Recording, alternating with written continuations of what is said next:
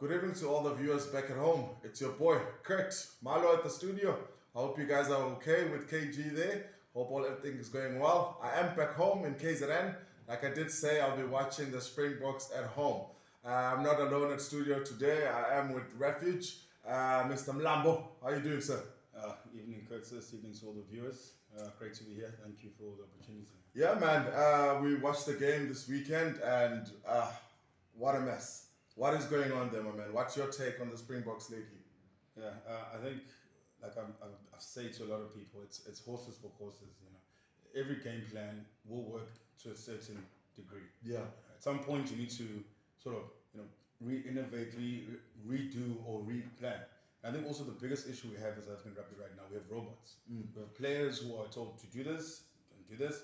You're not playing what's in front of you. When you coach kids, you tell them you play what's in front of you. You set up your structure. You make sure you've got everyone in place, and then you play what's in front of you. You don't just kick because.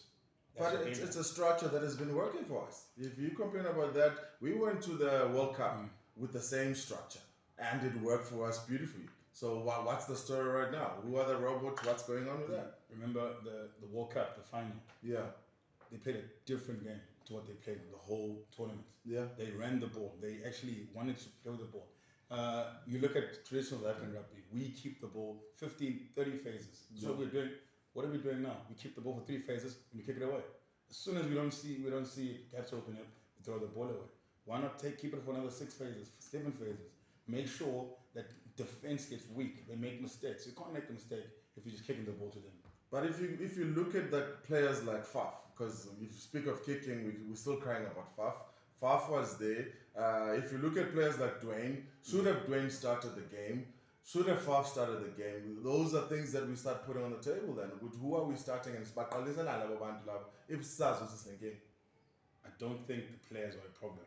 Yeah. You look at Faf when he was playing for the Lions. Great, innovative, always looking for space, always looking for an opportunity to break the line and make sure that he gets over the advantage line. But what is he now? He's a robot. It is just kicks and kicks and kicks. But is it something that they are told from the word go, this is what you do, and they listen to it? Or should they be innovative and actually just say, hey, I'm a Springbok, I know my game, let me just do what I need to do? Exactly. So I think at some point, players have to be brave. Even if you break the mold, you tell the coach, listen, this is what I saw, and this is the reason why I made that decision. But if you literally just a robot who's doing what he's being told, why are you watching the game?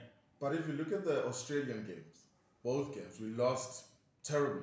And now we actually went, and with the New Zealand game, we might say we didn't actually play like how we played with Australia. It was a better structured game. We did look like we've got the geest that we actually is win. Yeah, I think it goes back then to the simple basics. Okay, fine. We're doing something right.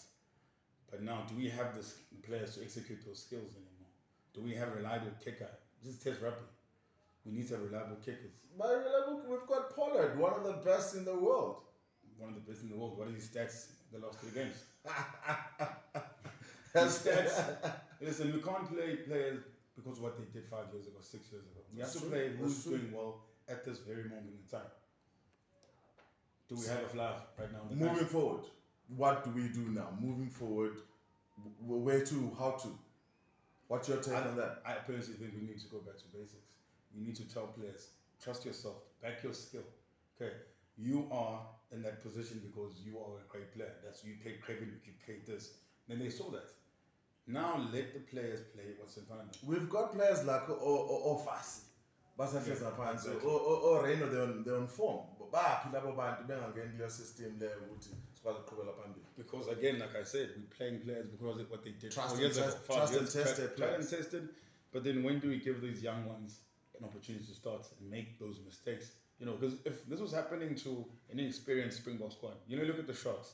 The Sharks had probably not the greatest season 2 seasons ago. Yeah. Because they had a young team. The Bulls also had a great season, but they also had a young team. So you understand that. You've got Springboks tried and tested. But what's happening? 3 out of 0, 3. Quick one. Nima, is it the right person? Should we kick him out? Should he stay? That's power dynamics of SA rugby. Should he stay?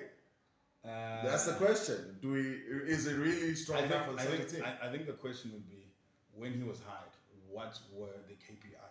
what were the key performance indicators for him? So he might be on spot with his KPIs. So how can he kick someone else? Good physio. Anyway, Malo, back on your studio, guys. I hope you guys are well. I will be seeing you guys next week again. Off the pitch.